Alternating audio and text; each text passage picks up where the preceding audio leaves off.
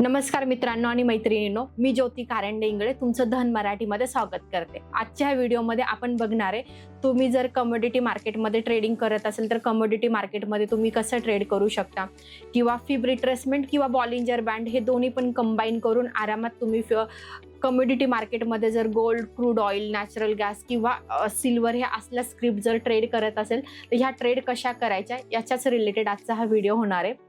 Video start करण्याआधी अजून जर तुम्ही धन मराठीला सबस्क्राइब केलेलं नसेल तर पटकन सबस्क्राइब करा, जेणेकरून आपले जेवढे पण माझे व्हिडिओ हे तुमच्यापर्यंत पोहोचेल आणि तुम्हाला आपल्या मराठी भाषेमध्ये शेअर मार्केट शिकायला मिळते।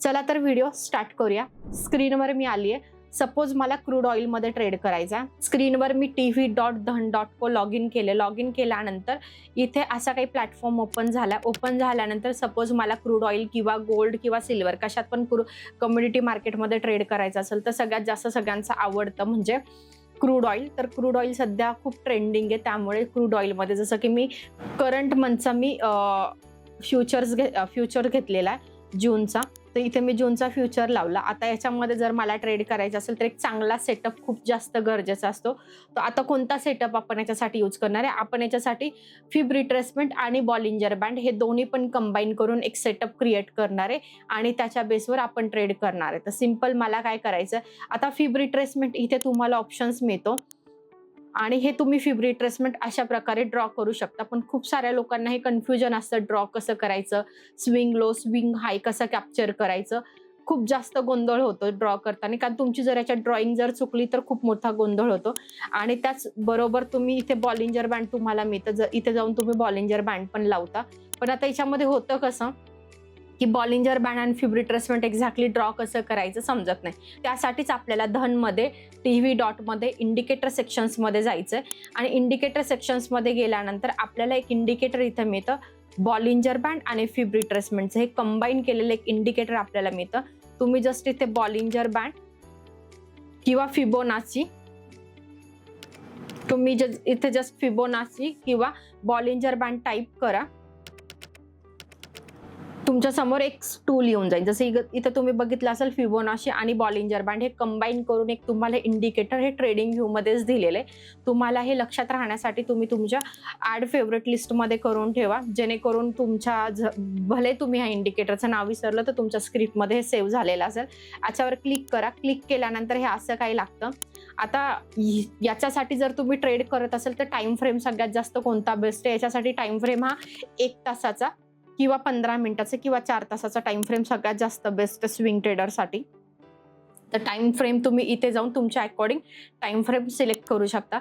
जसं की आता मी 1 आवरचा टाइम फ्रेम लावलाय। याच्या व्यतिरिक्त आपण कोणता टाइम फ्रेम लावू शकतो? याच्या व्यतिरिक्त आपण 15 मिनिट सुद्धा टाइम फ्रेम फॉलो करू शकतो। आता ह्या सेटअपवर काम कसं करायचं किंवा ह्या फिब रिट्रेसमेंटच्या टूलवर ट्रेड कसं करायचं हे आपण सगळं आजच्या व्हिडिओमध्ये डिटेलमध्ये बघणार आहे। तर तुम्ही याच्यामध्ये ट्रेड करण्यासाठी काय करू शकता, याच्यामध्ये तुम्हाला बॉलिंजर बँडचे ना वेगवेगळे जसे की 50% रिट्रेसमेंट, 61% रिट्रेसमेंट हे सगळे याच्यामध्ये इनबिल्ड आहे। तुम्ही त्याच्या सेटिंगमध्ये पण जाऊन चेक करू शकता। तुम्हाला ह्या सगळ्या गोष्टी इनबिल्ड दिल्या, त्यातले सगळ्यात जास्त नंबर्स कोणते मॅटर करतात आपल्याला? 61% रिट्रेसमेंट, 0.5%चं म्हणजे 50%चं रिट्रेसमेंट, 0.38 म्हणजे 38%चं रिट्रेसमेंट। ट्रेडिंगसाठी मी पर्सनली हे तीन मी स्वतः ट्रेड करण्यासाठी हे 3 जास्त टूल यूज करते। बाकीचे तुम्हाला नको असेल तर तुम्ही हे अनटिक पण करू शकता, पण बाय डिफॉल्ट जरी ठेवले तर काही फरक पडत नाही। आता तुम्ही याच्या बेसवर जर क्रूड ऑइल बाईंग किंवा सेलिंग करत असेल तर कसं बाईंग सेलिंग करणार? जेव्हा पण ही जी लाईन आहे त्या लाईनला ज्यावेळेस मार्केट येणार, तुम्ही याच्या बेसवर जर ट्रेड करत असाल तर ट्रेड कसा करणार? जेव्हा पण ह्या बॉलिंजर बँडची जी अप्पर लाईन आहे, ही मिडल लाईन आहे आणि ही लोअर लाईन आहे। आता कलरच्या अकॉर्डिंग पण तुम्ही लक्षात ठेवू शकता। रेड कलर म्हणजे रेजिस्टन्स आणि खालच्या बँडचा कलर तुम्हाला हा ग्रीन दिसतो म्हणजे तो सपोर्ट। मिडल लाईन हे दोन्ही पण काम करतं, सपोर्टचं पण काम करते आणि रेजिस्टन्सचं पण काम करते।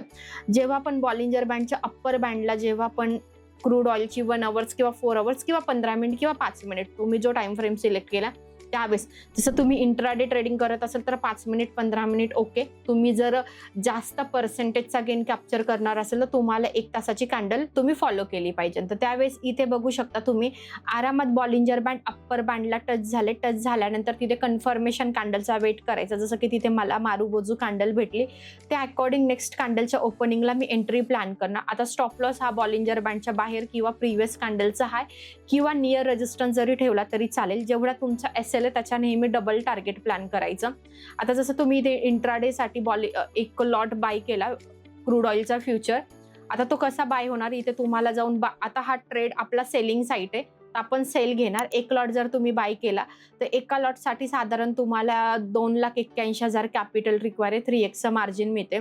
तुम्ही इंट्राडे ट्रेडिंग करता की नॉर्मल करता त्या अकॉर्डिंग तुम्हाला इथे तुमचं ऑप्शन सिलेक्ट करायचं आहे. एका लॉटसाठी आरामात 100 क्वांटिटी मिळतात. तुम्ही क्रूड ऑइलमध्ये जर फ्युचर ट्रेड करत असेल किंवा ऑप्शन ट्रेड करत असेल तर त्यावेळेस तुम्ही ॲट द मनीचा ऑप्शन घेऊ शकता. तर इथे जर तुम्ही ट्रेड केला तर ह्या ट्रेडमध्ये आरामात तुम्हाला सेलिंग साईट हा आपला ट्रेड ॲक्टिवेट झाला. तुमचा 40 पॉईंटचा एसएल आहे तर त्याच्या डबल जसं मी बोलले टार्गेट प्लॅन करायचं. फर्स्ट टार्गेट हे आपलं 40च ठेवायचं, सेकंड हे 80 ठेवायचं, त्याच्यानंतर 1:3 पर्यंत जर जात असेल तुम्ही तर 120 ठेवायचं. म्हणजे जर तुम्ही एक 1:3चा रिस्क रिवॉर्ड रेशो फॉलो केला म्हणजे 40 रुपयाच्या स्टॉप लॉसच्या बदल्यात जर तुम्ही 120 रुपये घेतले म्हणजे तुमची तिथे विनिंग प्रोबॅबिलिटी कमी असेल.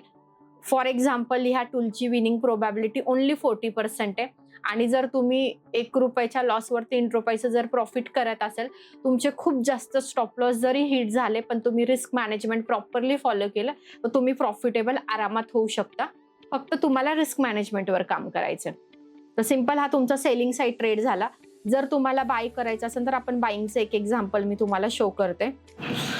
आता बाईंग करताना सेम जसं आपण सेलिंगला बघितलं त्याच्या अपोजिट टाइम फ्रेम मी आता 1 आवर्स घेतला. 1 आवर्स आणि 5 मिनिट किंवा 15 मिनिटमध्ये किती फरक असतो ते तुम्हाला मी क्लिअर करते. जसं की इथे तुम्ही बघू शकता आरामात बॉलिंजर बँडच्या लोअर बँडला टच झाल्यानंतर तिथे आपल्याला फिबचं टूल पण कन्फर्मेशन म्हणजे तिथे तुम्ही फिबोनाची पण यूज जर झालेला असेल तर फिबोनाची आरामात तिथे 70% किंवा 38% किंवा 61 किंवा 50%चा रिट्रेसमेंट एरिया असतो. म्हणूनच तिथे बॉलिंजर बँड हा ॲडजस्ट झालेला. त्या बेसवर आपण हा ट्रेड प्लॅन करणार. एंट्री झाल्यानंतर जसं की नेक्स्ट कॅन्डलला एंट्री होणार, तुमचा लोअर हा तुमचा एसएल येणार. आता हा आपला स्विंग ट्रेड येणार. स्विंग ट्रेड हा आरामात 3, 4, 5 दिवस होल्ड असतो आणि तुम्ही टार्गेट हे मिडल बँड प्लॅन करू शकता किंवा अप्पर बँड ट्रेल करून प्लॅन करू शकता. जसं की आता ह्या ट्रेडमध्ये तुम्ही बघितलं असेल आरामात 10 दिवसानंतर तुम्हाला 22% रिटर्न्स आले, कारण की आपण 1 तासाचा टाइम फ्रेम सिलेक्ट केला होता आणि 1 तास हा जसं मी स्टार्टिंगला बोलले तुम्ही स्विंग जर करत असेल तर तुमच्यासाठी तो जास्त बेस्ट टाइम फ्रेम आहे. जेव्हा आपण मिडल बँड येणार तेव्हा तुम्ही तुमची सगळी पोझिशन बुक केली तरी चालेल किंवा ट्रेल करत चला. तर सिंपल अगेन तुम्ही इथे बघू शकता बॉलिंजर बँडच्या लोअर बँडला अगेन कॅन्डल टच झाली म्हणजे एक फिबचा रिट्रेसमेंटचा एरिया तिथे क्रिएट झालाय आणि जेव्हा जेव्हा रिट्रेसमेंट होती त्यावेळेस जर तिथे कन्फर्मेशन कॅन्डल आली तर आपण प्लॅन करू शकतो.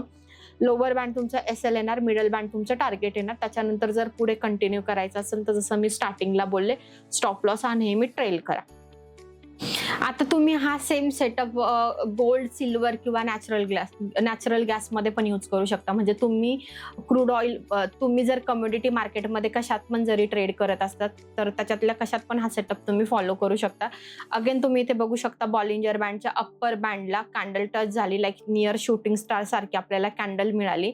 त्या अकॉर्डिंग म्हणजे लॉंग वीक रिजेक्शन कॅन्डल मिळाली. त्या अकॉर्डिंग आपण नेक्स्ट कॅन्डलला एंट्री प्लॅन केली. 1 तासाचा टाइम फ्रेम आहे तर ऑब्व्हियसली आपला हा स्विंग सेटअप राहणार 3-4 दिवस. आता ह्या कंडिशनमध्ये तुम्ही ATM वाला नॅचरल गॅसचा ऑप्शन प्लॅन करू शकता किंवा तुम्ही फ्युचर प्लॅन करू शकता. जसं मी सांगितलं तुम्हाला तुमचं टार्गेट जितकं आहे जसं मी तुम्हाला स्टार्टिंगला सांगितलं जेवढा तुमचा स्टॉप लॉस आहे त्याच्या डबल टार्गेट प्लॅन करा किंवा मिडल बँड प्लॅन करा. जसं मी मिडल बँडपर्यंत प्लॅन केलं तर आरामात माझं हे फर्स्ट टार्गेट कंप्लीट झालं. हा पूर्ण ट्रेड माझा एका दिवसासाठी होल्ड होता. याच्या पुढे जर मला लोअर बँडपर्यंत कंटिन्यू करायचं असेल तर मला stop loss cost to cost करायचा आणि कंटिन्यू मी करू शकते. पण तुम्हाला ऑलरेडी इथे 1:3च्या पेक्षाही जास्त टार्गेट मिळालं तर मी पर्सनली सजेस्ट करेल बुक केलं तर जास्त बेटर आहे. तर ह्या अकॉर्डिंग तुम्ही बॉलिंजर बँड आणि फिब रिट्रेसमेंट हे कंबाईन करून तुम्हाला धनमध्ये TV डॉटमध्ये हे टूल मिळतं. तुम्ही त्या इंडिकेटर सेक्शन्समध्ये जाऊन आरामात यूज करू शकता. म्हणजे तुम्हाला फिब रिट्रेसमेंटच्या कोणत्या एरियाला रिट्रेसमेंट झाले आणि किती % रिट्रेसमेंट झाले ह्या कसल्याही गोष्टी कॅल्क्युलेट करायची गरज नाहीये. ओल्ड मेथड आपल्याला फिब रिट्रेसमेंटची काय सांगते, जसं की तुम्ही ओल्ड मेथड जर फॉलो करत असेल तर त्याच्यामध्ये काय असतं, आपण करंट चार्टचा जसं की हा इथे माझ्यासमोर करंट चार्ट आहे, मी इथून हाय आणि लो पर्यंत ड्रॉ केलं आणि याच्यात आपण काय फॉलो करतो, याच्यामध्ये आपण फॉलो करतो की रिट्रेसमेंटची एरिया फॉलो करतो. रिट्रेसमेंटच्या सगळ्यात जास्त पॉवरफुल एरिया कोणता असतात, 0.50%, त्याच्यानंतर 61%. जसं आता इथे 61%लाच रिट्रेसमेंट झालं, त्या बेसवर आपण ट्रेड घेतला. पण आता खूप लोकांना इथे कन्फ्युजन असतं किंवा ड्रॉइंग परफेक्ट नाही आली फिब रिट्रेसमेंटची, तर तुमचे सगळे ट्रेड उलटे होऊ शकतात. त्यासाठी तुम्ही हे टूल डायरेक्टली प्लेस करा आणि तुम्हाला ह्या टूलने आरामात जेव्हा 61%चा रिट्रेसमेंटचा एरिया आला तिथे ट्रेड दिला, म्हणजे त्या अकॉर्डिंग आरामात तुम्ही ट्रेड प्लॅन करू शकता. आता मिडल बँडला पण तुम्ही प्लॅन करू शकता, लोअर बँडला पण प्लॅन करू शकता. पण तुम्हाला जर चांगले ॲक्युरेट रिझल्ट हवे असेल तर लोअर आणि अप्पर बँडच एंट्रीसाठी फॉलो करा. मिडल बँड हे टार्गेट आणि ट्रेलिंगसाठी यूज करा. तो होप्स तुम्हाला हे बॉलिंजर बँड आणि फिब रिट्रेसमेंटचं कंबाईन करून धनमध्ये तुम्हाला हे टूल मिळतं. यूज करा आणि यूज केल्यानंतर कॉमेंट बॉक्समध्ये सांगा तुम्हाला हे टूल किंवा हे इंडिकेटर कसं वाटलं. आणि होप्स तुम्हाला हा व्हिडिओ आवडला असेल तर व्हिडिओला लाईक करा आणि तुमच्या मित्रमैत्रिणींसोबत शेअर करा. भेटूया अशाच नवीन पुढच्या व्हिडिओमध्ये. Investments in the securities market are subject to market risk. Read all the related documents carefully before investing.